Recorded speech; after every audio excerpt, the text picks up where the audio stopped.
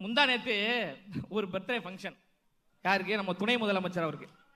அந்த துணை முதலமைச்சருடைய பிறந்தநாளை முன்னிட்டு அந்த கட்சியை சார்ந்த அமைச்சர்கள் நிகழ்வு நடத்தினாங்க. என்ன அருமையான கொள்கை தெரியுமா?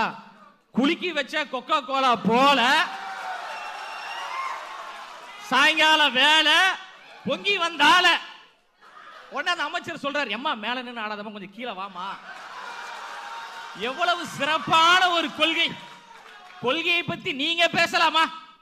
மக்கள் நல்வாழ்வுத்துறை அமைச்சர் ஒன்று சொல்றாரு, நாங்கள் ஜெனரேட்டரை உடைக்கவில்லை, ஆம்புலன்ஸை உடைக்கவில்லை. சரி, மக்களிடம் கிட்னியை திருடக்கூடிய கூட்டம் நாங்க கிடையாது.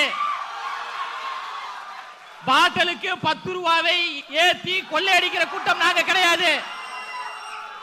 ஆத்து மணலை அள்ளி விற்கக்கூடிய கூட்டம் நாங்க கிடையாது. அரசு வேலைக்கு 20 லட்சம் 30 லட்சம் என்று மக்களை சுரண்டக்கூடிய கொள்ளை கூட்டம் நாங்க கிடையாது. மக்களிடம் பொய்யான வாக்குறுதிகளை சொல்லி